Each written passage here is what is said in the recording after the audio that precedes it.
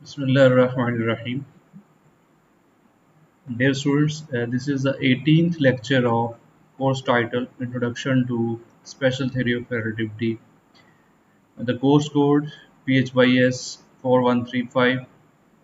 I am your course instructor Dr. Muhammad Azam. In this lecture, we prove the Lorentz condition, that is divergence of A plus 1 over C partial phi or partial T is equal to 0. In other words, we have to write this Lorentz condition in 4 vector form. और again जैसे हमने last lecture में डी-एलम्पटियन operator को लिखा था 4 vector form में, और उसके लिए हमने इस t को रिप्लेस किया था x4 के साथ.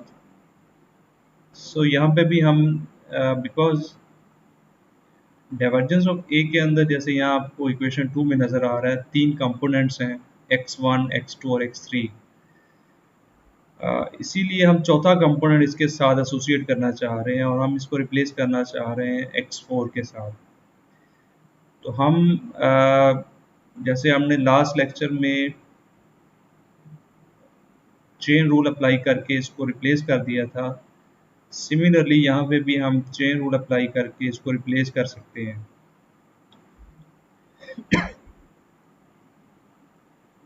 सो अगर आप यहाँ पे देखें तो ये x4 चेन रूल के थ्रू कैंसिल आउट हो जाएगा. Again we have partial phi और पार्शियल टी. बट अगर हम चौथा कंपोनेंट ऑफ 4 वेक्टर का लें और जो हमने लिया हुआ आयोटा सी टी, तो अगेन आयोटा और सी कॉमन आ जाएंगे, कांस्टेंट है वो बाहर आ जाएंगे, तो आपके पास पार्शियल टी और पार्शियल टी 1 हो जाएगा और सी कैंसिल हो जाएगा, तो आपके पास आयोटा पार्शियल फाई और पार्शियल x4 बन जाएगा. और ये आयोटा अगर आप इसके साथ एसोसिएट कर देंगे तो ये पार्शियल आयोटा फाई और पार्शियल x4 हो जाएगा. और रिकॉल करें तो हमने फोर वेक्टर पोटेंशियल जो था उसका चौथे कंपोनेंट को हमने डिफाइन किया था, that is A4 is equal to iota phi. So therefore हमने ये आयोटा इस फाई के साथ लगाने के बाद इसको A4 के साथ रिप्लेस कर दिया. You can say 1 over C partial phi partial T is equal to partial A4 और पार्शियल x4 आ गया आपके पास. इसको हमने इक्वेशन 3 कह दी. सो अगर इक्वेशन 1 में हम देखें तो डाइवर्जेंस ऑफ ए की वैल्यू तो हमारे पास ये है, ये 3 कंपोनेंट. चौथे कंपोनेंट बनाने के लिए हमने इसकी वैल्यू निकाली और वो हमारे पास आई पार्शियल A4 और पार्शियल x4. तो ये अब एक सिमेट्रिक फॉर्म बन गई आपके पास, जिसको आप समेशन कन्वेंशन जो है वो इसके ऊपर अप्लाई कर सकते हैं. देयरफॉर आप इसको लिख सकते हैं पार्शियल A म्यू और पार्शियल x म्यू. जब आप म्यू को वेरी करेंगे 1, 2, 3, 4 तो आपके पास ये इक्वेशन लिखी जा सकेगी.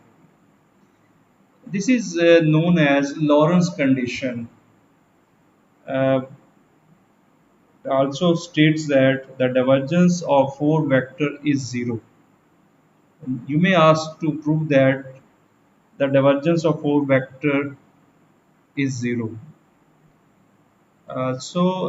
Basically Lorentz condition 4 vector form में इस फॉर्म में लिखी जा सकती है. इसको हम इस तरीके से भी लिख सकते हैं ए म्यू कॉमा ए म्यू.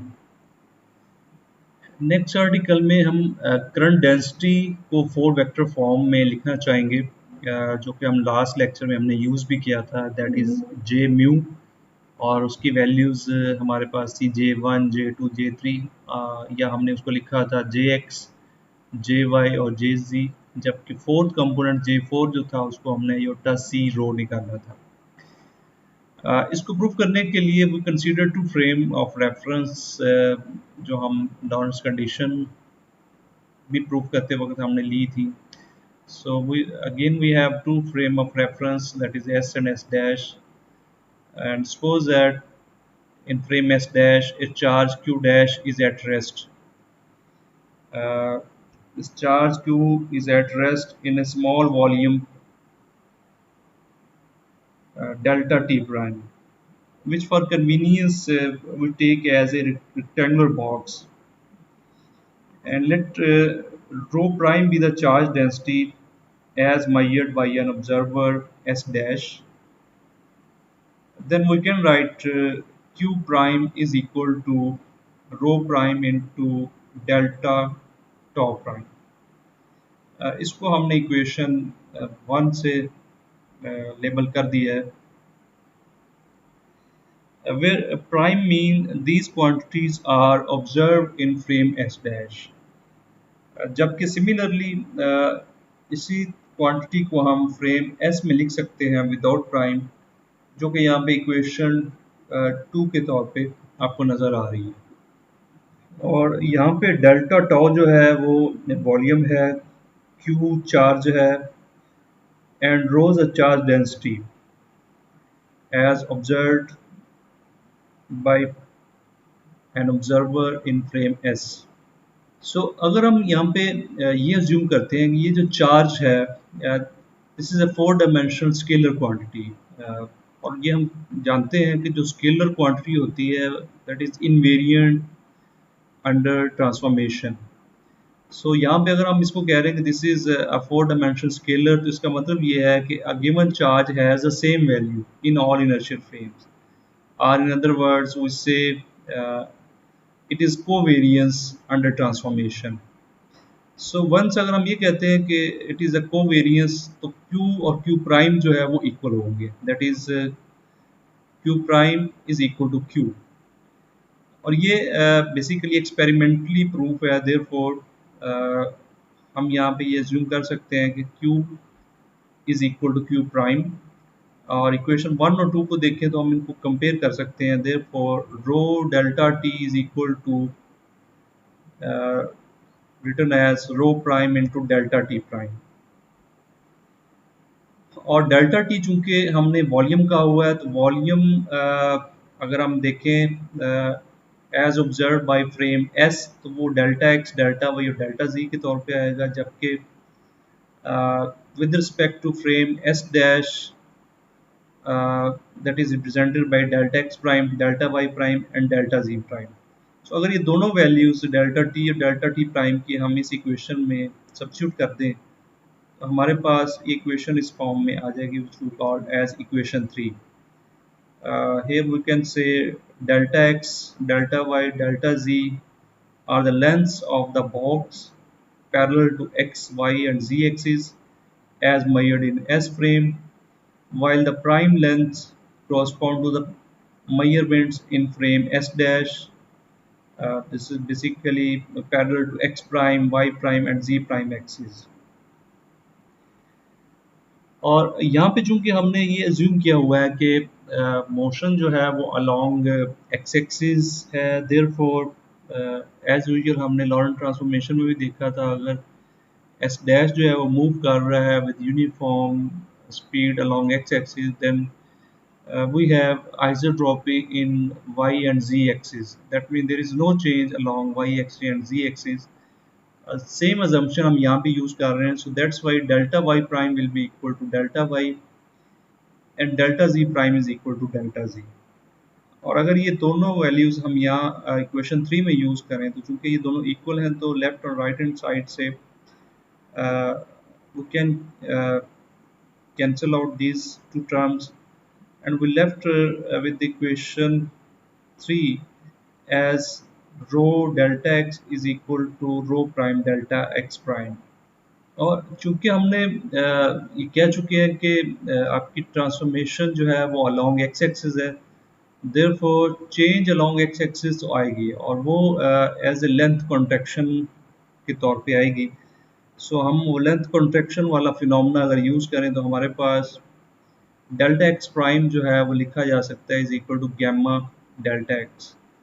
रिमेंबर गैमा की वैल्यू वही है जो हम पीछे यूज़ करते आए हैं एज ए बीटा के तौर पे, और इसकी वैल्यू है 1/1 minus v square over c square square root. This is because of length contraction. और अगर आप डेल्टा एक्स प्राइम की वैल्यू ये प्रीवियस यहाँ पे पुट करें, तो आपके पास delta x prime is equal to gamma delta x है, तो delta x will be cancel out, so you have rho is equal to gamma rho prime. और अगर हम ये फैक्ट यूज करें कि गैमा जो है वो ग्रेटर देन 1 यूजली होता है, तो इस तरह से हमारे पास हम ये कह सकते हैं कि चार्ज डेंसिटी रो जो है it should be greater than rho prime. That is, this shows to an observer in motion relative to the charge. If the charge density appears greater, that is, the charge density appears to be greater for a stationary observer, uh, और जो charge density rho prime है, ये basically वो density है जो moving observer ने observe की थी। The charge density rho prime measured by an observer who is at rest relative to the charge, we call this as a proper charge density.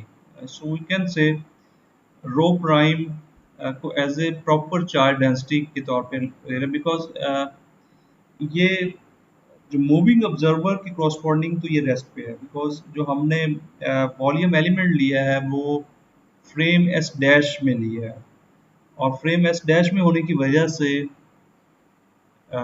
चूंकि ये उसके साथ साथ मूव कर रहा है, जैसे फ्रेम एस डैश मूव कर रहा है वॉल्यूम एलिमेंट, उसकी charge density with respect to frame S dash जो होगी वो रेस्ट पे होने की वजह से it is called as proper charge density. So rho prime will be the proper charge density. Now since rho dash जो है वो कांस्टेंट है, और कांस्टेंट होने की वजह से अगर ये किसी भी वेक्टर के साथ मल्टीप्लाई होगा तो it behaves like a scalar. और अगर हम ये कहते हैं कि v म्यू जो है फॉर वेलोसिटी वो ऑब्वियसली वेक्टर है, तो इसका प्रोडक्ट जो होगा this must be a four vector. So we denote this 4 vector by j mu. We write it as j mu is equal to rho prime v mu, where rho prime is the proper charge density and v mu is the 4 velocity of the charge. और अगर हम यहाँ पे इसको components form में लिखना चाहें, because हमारा टारगेट करंट डेंसिटी का चौथे कंपोनेंट को निकालना है, जो हमने लास्ट लेक्चर में भी यूज किया था, that is J4 is equal to iota c rho. तो हम म्यू को वेरिएशन देते हैं, और म्यू को जब हम पहले कंपोनेंट के लिए वेरिएशन देंगे, म्यू को 1 रखेंगे, तो we have row prime v1। और रिकॉल करें हम ये वेलोसिटी कंपोनेंट, और वेलोसिटी कंपोनेंट के हमने कंपोनेंट्स फॉर्म में लिखा था, उसका जीरोथ कंपोनेंट टाइम कंपोनेंट हमने लिखा था, और फिर उसके स्पेस कंपोनेंट लिखे थे v1 v2 v3। रिमेंबर यहाँ पे हम यहाँ पे v1 v2 v3 as space component ले रहे हैं, जबकि v4 as a time component के तौर पे ले रहे हैं।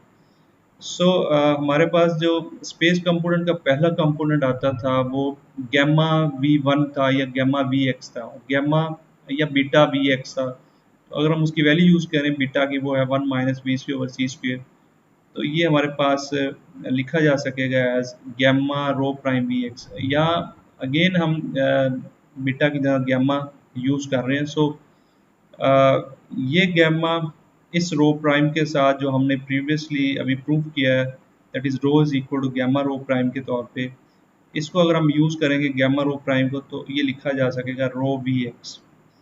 तो ये पहला इनफैक्ट कंपोनेंट बन गया jx, जो ऑर्डिनरी आपके पास कंपोनेंट है, या आप कह लें current density along x axis है, this is simply defined by rho vx।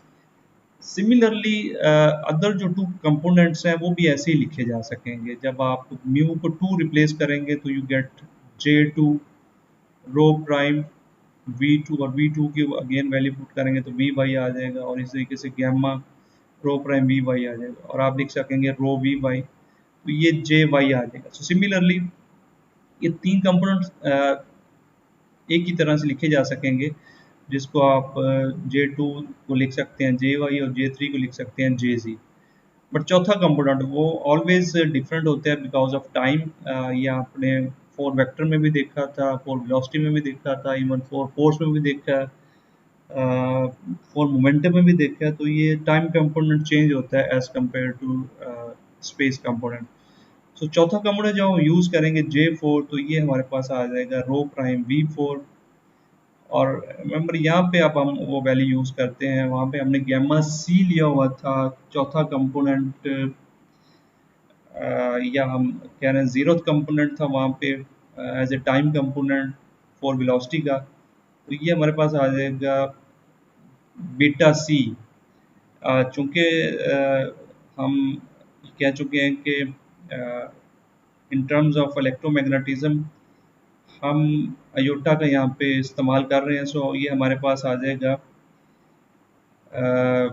ये एज ए आपके पास उसी तरीके से जैसे हमने यहाँ पे इसकी वैल्यू रिप्लेस की गैमा रो प्राइम अयोटा सी, तो रो प्राइम की गैमा रो प्राइम की फिर से वैल्यू आप यूज़ करेंगे, रो आ जाएगा, तो आपके पास J4 जो बन जाएगा वो अयोटा सी रो से सी रो आ जाएगा।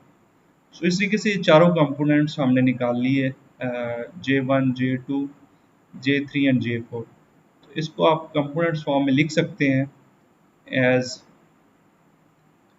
Jx, Jy, Jz, iota 0, which can be written as J1, J2, J3 and J4.